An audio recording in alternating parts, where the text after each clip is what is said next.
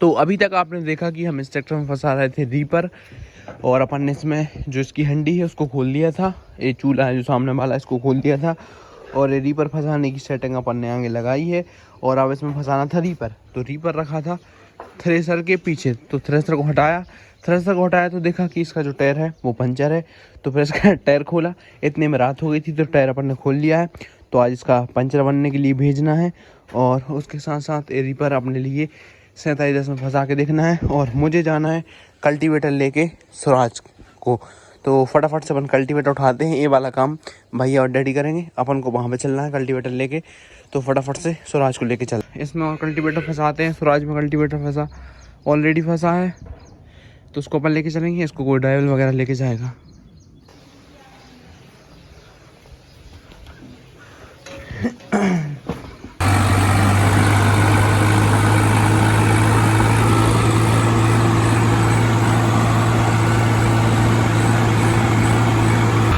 तो भाई अपन खेत पे आ गए हैं, अपन ने काम स्टार्ट कर दिया है।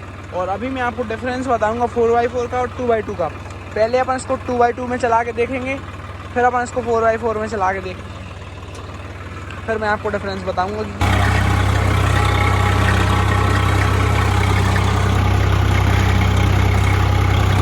भाई इधर बहुत ज़्यादा काम है, पहले इस वाले खेत को कंप्लीट करना है, फिर इसके उस साइड वो है, वो इससे और बड़ा खेत है, तो उधर भी बहुत ज़्यादा टाइम लगेगा।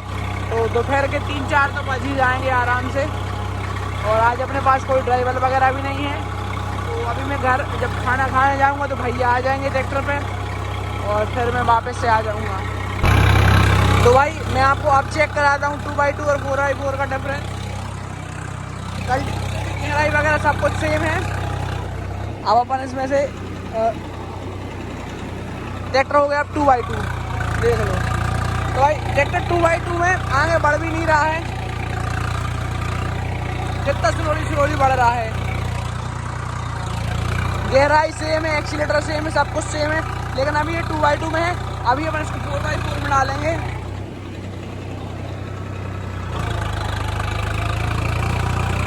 अब आप डिफरेंस चेक करो, कहीं कोई स्लिपेज नहीं है, कुछ नहीं है। तो इतना डिफरेंस 4x4 और 2x2 से। लो जी सर, अब मैं जा रहा हूँ घर पे नहाने धोने खाने के लिए, और यहाँ पे आ गए हैं भैया। चलो घर पे चलते हैं। अभी अपने पास ड्राइवर्स अवेलेबल नहीं है, 2-3 दिन में हो जाएंगे, फिर वही करेंगे। फिलहाल तो मैं ही कर रहा हूँ, और भैया भी साथ दे रहे हैं, डैडी भी साथ दे रहे हैं। फिलहाल अपन चलते हैं घर पे। ट्रैक्टर में डीजल वगैरह डाल दिया है, लेट्स गो।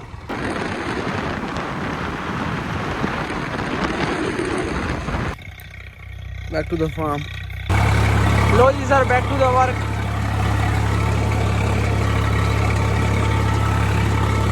तो भाई एक जगह से अपन फ्री हो गए हैं, ये देखो, ये वाला खेत और उस वाले खेत से अपन फ्री हो गए हैं। अब अपन जा रहे हैं एक दूसरी जगह।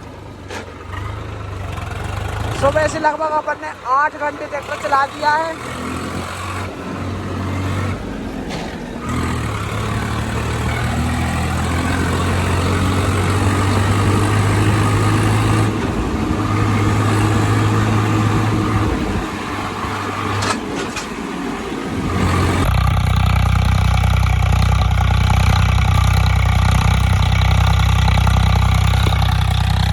वही हमारे यहाँ पे एक फसल की खेती होती है, अपन है जो 3 फसलें करते हैं, जैसे गेहूँ है, सोयाबीन है, मूंग है।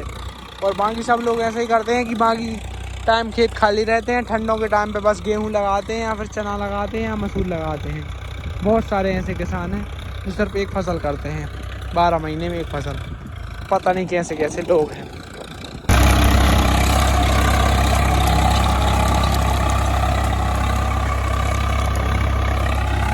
भाई ये तो पूरे ग्रासलैंड है, ग्रासलैंड। तो भाई अब अपन जा रहे हैं घर पे, मुझे लगी थोड़ी भूख। ये अपने खेत नहीं है, ये 25 एकड़ है। इधर अपन को ठेका मिला था कि इस खेत को आपको कल्टीवेट करना है, तो वो अपन कर रहे हैं। फिर हाल अपन चलते हैं घर पे और कुछ खा पी के आते हैं।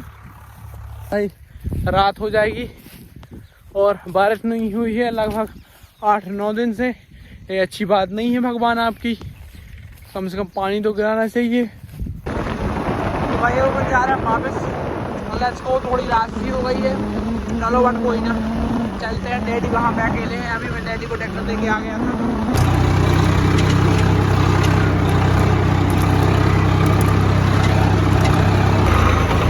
Going back to the home. चलो घर पे चलते हैं, यहाँ का काम हो गया ख़त्म।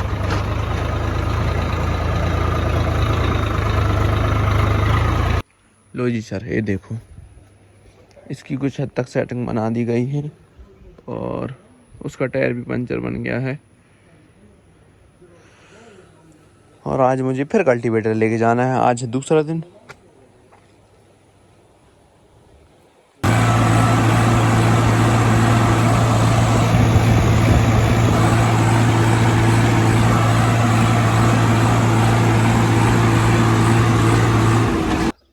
WhatsApp, it's the next day और अपन अपना वही काम कंटिन्यू कर रहे हैं कल्टीवेशन का।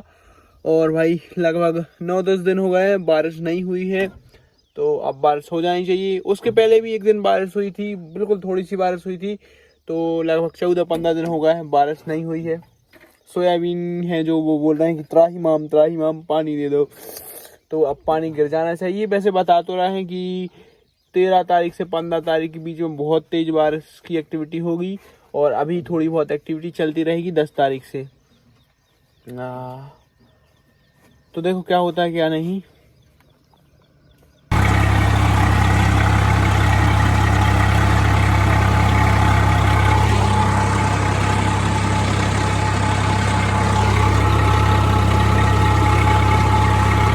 लो जी सर, यहाँ पे आके अपन ने अपना काम स्टार्ट कर दिया था। अब अपन पानी की तलाश में आए हैं कुएं के पास।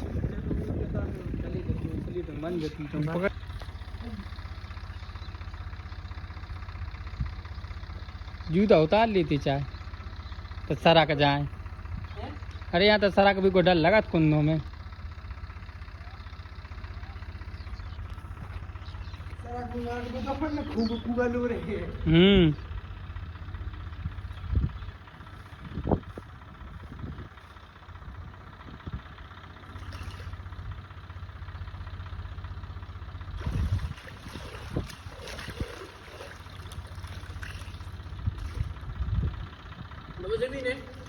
हाँ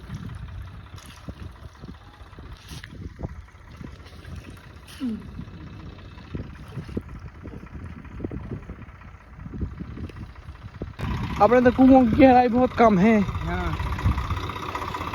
एक हिसाब से कहीं जाए तो अपने कुआं थोड़ी है, पुण्य है पुण्य है। अपने तो बहुत पानी है अपार।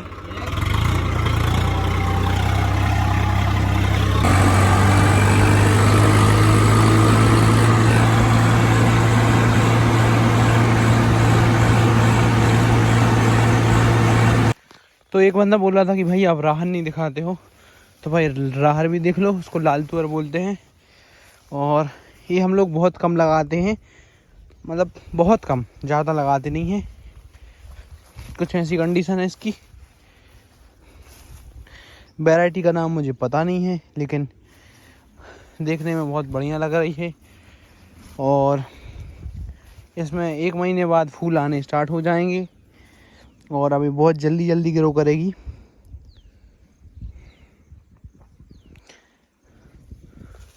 और इसमें कोई बीमारी नहीं लगती है, बस लास्ट टाइम पे इल्लियाँ वगैरह आती हैं, फंगस वगैरह इसमें कुछ ज़्यादा लगती नहीं है और कीट वगैरह भी इसमें कुछ ज़्यादा लगते नहीं है। जितने अपन सोयाबीन पे स्प्रे करते हैं वो करने की ज़रूरत भी नहीं है।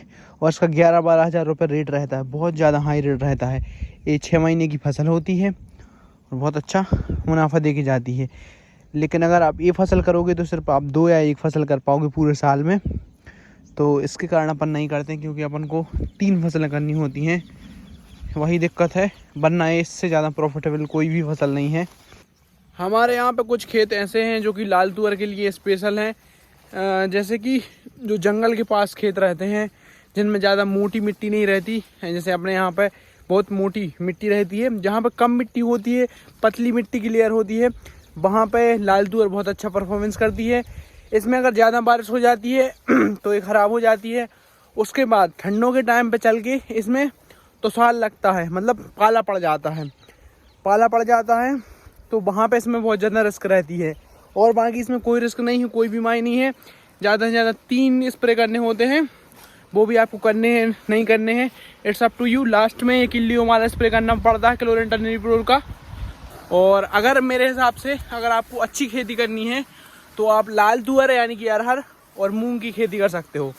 पहले आप 6 महीने के लिए लाल तुअर लगा लो, अरहर लगा लो। सोयाबीन में बिल्कुल मत पड़ो, क्योंकि इसका रेट ही 3000 है। उसका रेट है जो वो 9-10 हज़ार चलता है, तो उसको आप 6 महीने में करोगे तो वो फ़ायदा हो गया।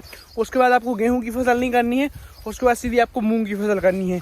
तो मूंग की फसल भी 8-9 हज़ार। तो दोनों जो आपकी क्रॉप होगी उनमें आप अच्छी दवा के लागत लगा सकते हो और दवा के उत्पादन निकाल सकते हो और अच्छा बढ़िया मुनाफा कमा सकते हो। अगर आप करना चाहो तो खेती किसानी का करने का ये आइडिया भी बहुत बढ़िया है।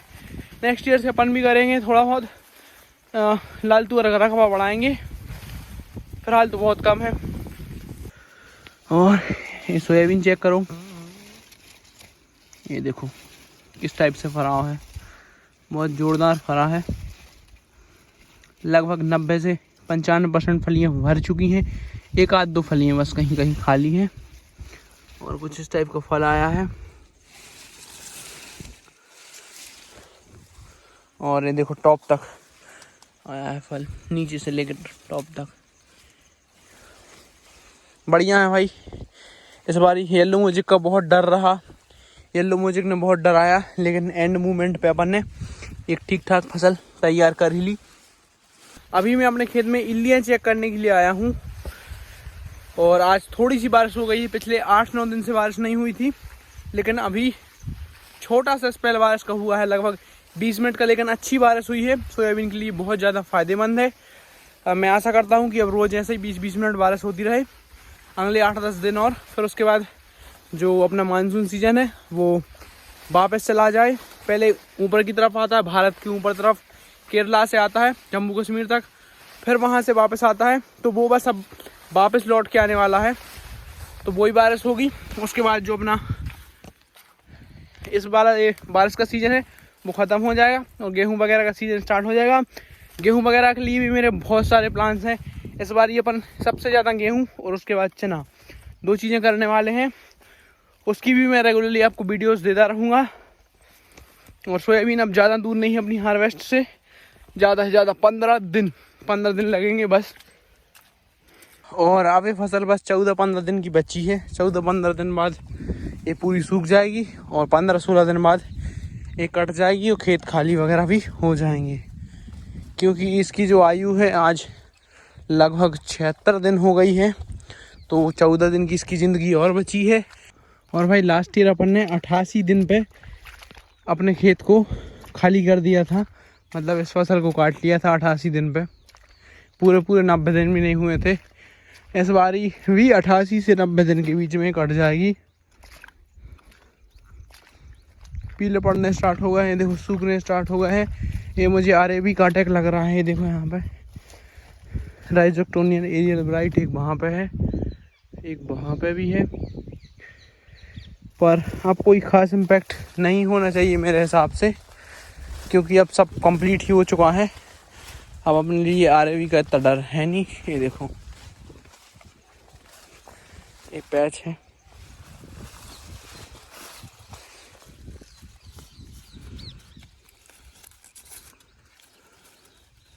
अब बस फसल सूखनी स्टार्ट हो गई है। 10 दिन में खेत ऐसा बिल्कुल भी नहीं रहेगा। और भाई मुझे ये पैच अपने खेत में ऐसा भी मिला है, ये देखो। लो जी भाई चेक करो, ये अपने खेत हैं जिनमें अपन ने सोयाबीन लगा रखा है और ये नेबर्स फार्म है। डिफरेंस चेक करो, क्या डिफरेंस है, height difference, size difference, flowering, हर चीज़ का डिफरेंस आप चेक कर सकते हो। और वैसे ज़्यादा बुरा तो यहाँ पे भी नहीं है, यहाँ पे भी अच्छा सोयाबीन हो जाता और कुछ हद तक हुआ भी है, फरा वरा उसका भी बढ़िया है। लेकिन अगर ये लोग अच्छे से कचरा कंट्रोल कर लेते, 1-2 स्प्रे और कर देते, तो शायद अपने जैसा ही होता, पर नहीं, स्प्रे नहीं किया उन्होंने। उनकी ये कंडीशन है, अपने की ये कंडीशन है। देख सकते हो आप।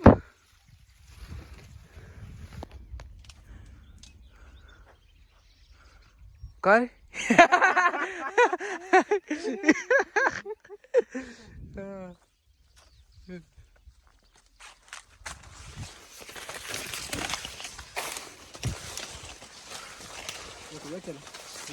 आओ नहीं टून मुकद्दम ले अरे बता दे यार।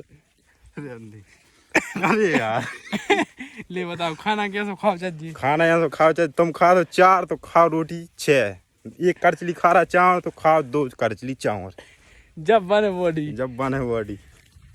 भुंटा भुंटा खाओ तुम 10 दिन में दिन में